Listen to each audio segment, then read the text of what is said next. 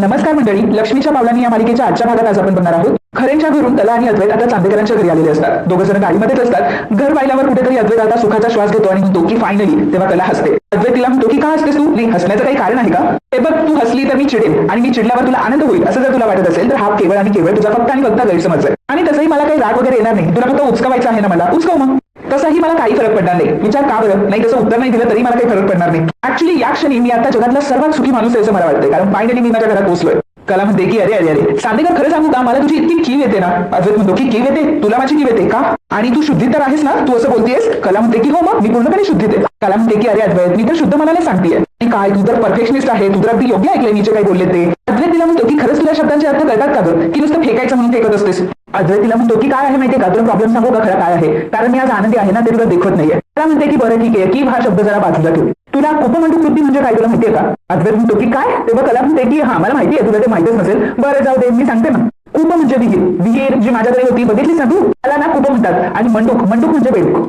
तरी काय, विहिरीत राहणारा बेडूक कसं असतं ना. जो विहिरीमध्ये बेडूक असतो त्याला असं वाटतं की मी त्या विहिरीचा राजा आणि हे विहीर म्हणजेच माझं जग. आणि म्हणून त्या बेडकाला असं वाटत असतं त्या विहिरीत राहताना की मी म्हणजे या जगातला सगळ्यात आनंदी, सगळ्यात हॅपी माणूस. आणि मग त्या वृत्तीला म्हणतात कुपमंडूक वृत्ती. अद्वैत म्हणतो की सिरियसली तू मला आता बेडूक म्हणालीस? त्याला म्हणते की चांदेकर, आता काही बोलू नकोस. मी ते तुला बेडूक वगैरे नाही म्हणते, मी फक्त तुला त्या वृत्तीचा अर्थ समजून सांगितला. बघ अद्वैत, हे सगळं तू स्वतःवर लागून घ्यायला लागलाय ना, म्हणजे स्वतःवर ओढून घेतो त्या गोष्टी. फार अवघड हा बाई, खूप अवघड.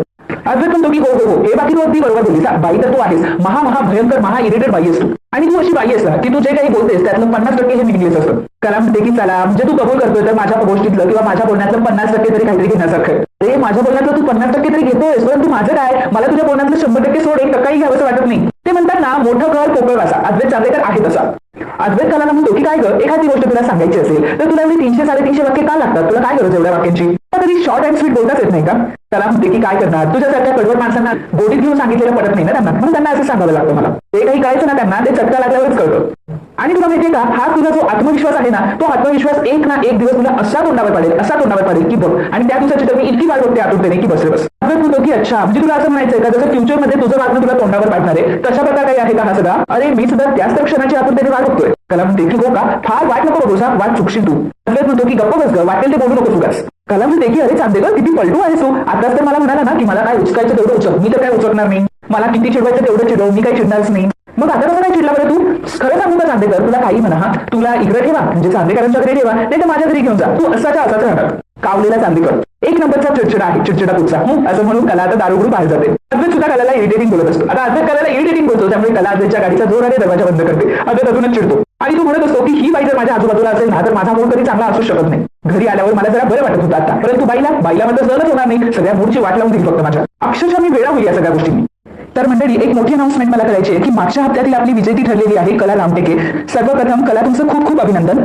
कृपया जर तुम्ही हा व्हिडिओ बघत असाल तर आपले बक्षीस मिळवण्यासाठी कमेंट बॉक्समध्ये दिलेल्या लिंकवर क्लिक करून आपली माहिती भरा. तुमच्या पत्त्यावर तुमची बैठणी लवकरच येईल. धन्यवाद. इकडे राहुल आणि नैना बोलत असतात. राहुल नैनावर ओरडत असतो. नैनाला म्हणत असतो की नैना, माझे पैसे कुठे आहेत? त्यामुळे नैना म्हणते की मला नाही माहिती.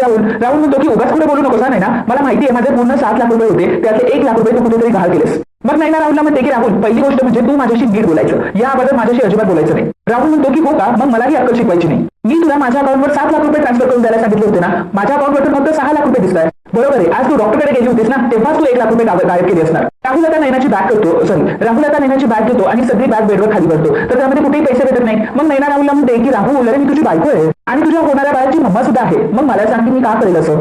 सगळ्यात आधी म्हणजे तू माझ्यावर हे बेसलेस आरोप करण्याआधी बंद कर प्लीज, मी तुला रिक्वेस्ट करते. अरे किती त्रास करून देशील स्वतःला? तेव्हा राहुल म्हणतो की शटअप, प्लीज शटअप. हा नैना, मी तुला शेवटचा विचारतोय की माझे पैसे कुठे आहेत? आणि सगळ्यात पहिल्यांदा तू काय माझी बायको नाहीयेस आणि साधी कोणी तर अजिबातच नाहीयेस.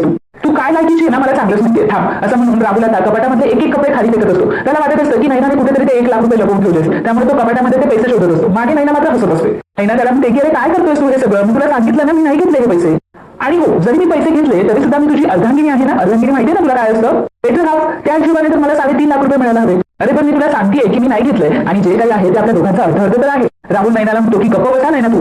राहुल नैनाला म्हणतो की नैना गप्प बसा आणि तुझं हे नॉनसेन्स जे काही आहे ना ते पहिल्यांदा स्टॉप कर, नाहीतर असं म्हणत राहुल आता नैनावर हात उगारतो. मग नैना राहुलला म्हणते की मारायचं तुला, मला मार ना मार, फक्त एवढं लक्षात ठेव की माझ्या पोटात तुझं बाळ आहे. नैना असं बोलल्यावर राहुल त्याचा हात खाली घेतो आणि तिथून निघून जातो. नैना मात्र मागे हसत असते.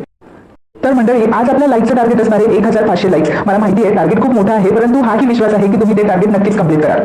त्यामुळे वाट कसली बघताय, लगेच आपल्या व्हिडिओला लाईक करा आणि सबस्क्राईब करा. धन्यवाद. तर मंडळी, हा जो व्हिडिओ तुम्ही इथपर्यंत बघितलाय याचा अर्थ तुम्हाला मिळणार आहे एक सुंदर अशी साडी जिंकण्याचा मौका.